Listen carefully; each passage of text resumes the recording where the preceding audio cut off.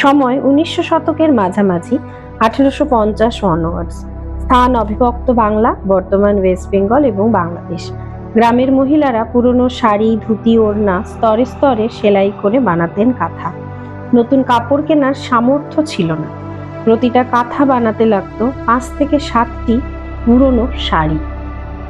নমস্কার, আমি Asha Sarkar. Welcome to my YouTube channel.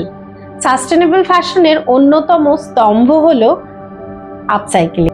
কিভাবে আপসাইক্লিং শুরু হয়েছিল চলো আজকে গল্পের আকারে জানি। বহু বছর আগে যখন মানুষের নতুন জামা কাপড় কেনার বেশি সুযোগ ছিল না, তখন তারা পুরনো জামা কাপড় ফেলে দিত না। তাদের নিজেদের পুরনো জামা কাপড় থেকেই তারা তৈরি করত আরো নিত্য নতুন জিনিস। যেমন যদি শাড়ি ছিঁড়ে যেত তাহলে সেখান থেকে আবার তৈরি হয়ে যেত বালিশের কভার বা বাচ্চাদের জামা বা বাচ্চাদের কাঁথা। তখনকার মহিলারা বলতেন যে পুরনো মানেই ফেলে দেওয়া নয়, সেটা থেকে আবার নতুন কিছু তৈরি করে নেওয়া। সেটাই ছিল প্রথম আপসাইক্লিং এর বীজ। এই বীজ রোপণ শুরু হয় বাংলা, রাজস্থান, কচ্ছ, ভারতের নানা জায়গায়। মানুষেরা ছেঁড়া শাড়ি, লুঙ্গি, ধুতি এছাড়াও নানা রকমের জিনিস দিয়ে তৈরি করতে শুরু করে কাঁথা।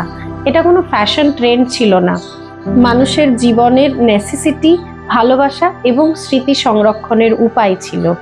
প্রতিটা সেলাইয়ের মধ্যে ছিল একটা গল্প, একটা বিয়ে, একটা সন্তান এবং একটা হারানো জীবন।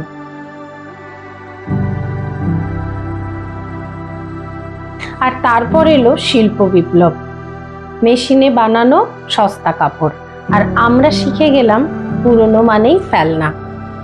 ফাস্ট ফ্যাশন এসে বলল বেশি নাও, কম পরো, দ্রুত ফেলে দাও।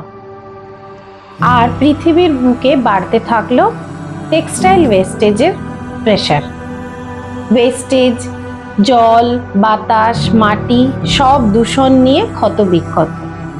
এই ক্ষতির মাঝখান থেকেই ফিরে এলো আপসাইক্লিং, নতুন নামে, নতুন রূপে, কিন্তু সেই পুরনো আত্মা নিয়ে। আপসাইক্লিং বলল ফেলে দিও না, রূপ বদলাও, গল্প বাঁচাও। তোমাদের শুরুতেই বলেছি আপসাইক্লিং কত পুরনো। 1890 থেকে 1920 সালের বহু কাঁথা এখনো সংরক্ষিত আছে ভিক্টোরিয়া অ্যান্ড অ্যালবার্ট মিউজিয়ামে এবং কলকাতার ইন্ডিয়ান মিউজিয়ামে। 1970-এর দিকে যখন বাংলাদেশে লিবারেশন ওয়ারের পরে নারীদের লাইভলিহুডের প্রয়োজন পড়ে, তখন একটি এনজিওর সহযোগিতায় কাঁথাগুলোকে আবার রিস্টোর করা হয় এবং প্রথম নকশি কাঁথা ইন্টারন্যাশনাল মার্কেটে যায়, সুদূর ইউরোপে এক্সপোর্ট করা হয়। আমাদের দেশে যেমন কাঁথা, সেরকম জাপানে বড় টেক্সটাইল বলে পরিচিত ছিল আপসাইক্লিং। তখনকার যুগে কৃষকেরা তাদের একটা জামার উপর লেয়ার করে করে জামা রেডি করত এবং সেই জামাগুলোকে প্রায় 30 থেকে 40 বছর ব্যবহারযোগ্য করে রাখত।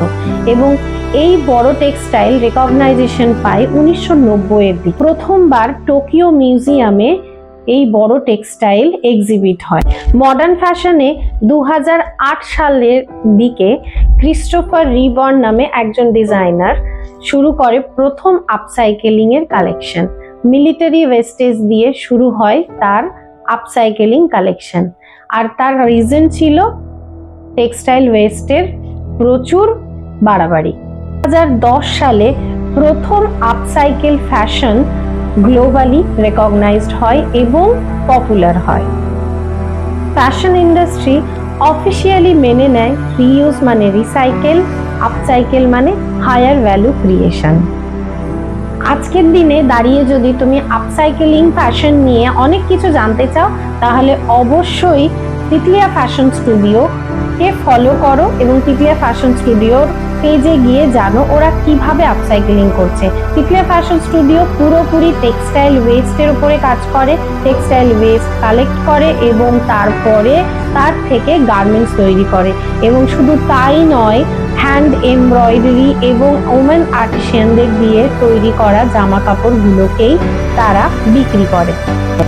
আজ আমি যখন টেক্সটাইল ওয়েস্ট নিয়ে কাজ করি, হ্যান্ড এমব্রয়ডারি ব্যবহার করি, ন্যাচারাল ডাই করি, আমি নতুন কিছু করছি না, আমি ফিরে যাচ্ছি আমার শিকড়ে।